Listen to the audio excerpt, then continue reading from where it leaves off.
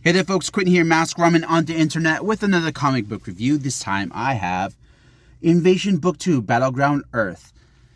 In my previous review of Book 1, I gave a 10 out of a 10. It was a perfect book. And this time I'm giving it a 5 out of 10.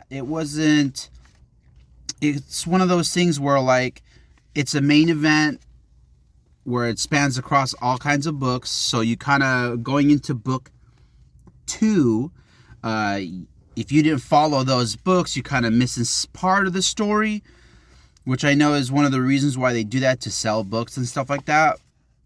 But it wasn't hard to follow, but you totally follow a lot of different characters from book 1 to book 2. This one actually has a lot of the superheroes in it, specifically Superman. Like, bam, look at that.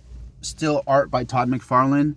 But he does half the book, parts 1 and part 2, and then parts 3 and 4 is done by Keith Giffen, who did the plot and breakdowns of the first book, and it's okay. The only people that it does still follow are the enemies, which is the Alliance guys. And what happens is this sort of breakdown of their alliance, where the Dominators have always plotted, who were just trying to use these allies to gain the advantage, but then turn on them in the end. And, the Daxamites save the day.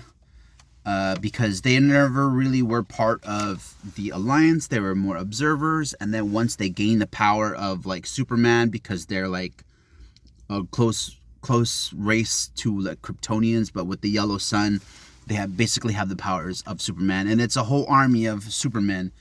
And they didn't need the Dominators, and they saw the Dominators as, because they were going to betray them, so then they betrayed them back. But it was okay. Like I said, I gave it a 5 out of 10.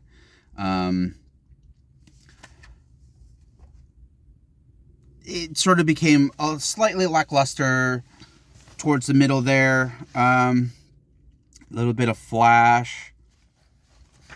And overall, slightly disappointing compared to the first book, where there was this super build-up, and it sort of almost ends abruptly, because like I said, you got to get all these other books, and there's the list, find out, that's a lot of books to grab and a lot of characters to follow, and then in the end they culminates in a book that sort of doesn't have these guys. So that's the disappointing bit of it, and that's why I gave it out of 5 out of 10. Not only the sort of switch between artists, which I do like Todd McFarlane a little bit better than Keith Giffen. Keith Giffen is he's a really great artist, but it doesn't have like the dynamicism of like Todd McFarlane. So that's one of the reasons why I give it a 5 out of 10. I do still want to get Invasion Book 3, which I do not have, and it's because it's next month. Book 3, World Without Heroes. Like Superman gets his butt whooped in this one by the Daxamites, because he's fighting. It's one of the things I hate about Superman, is he has all this power and he has no real abilities. The only reason why he's wins a lot of his battles is because he's super strong. Like, be like Batman, learn some stuff, man. Come on.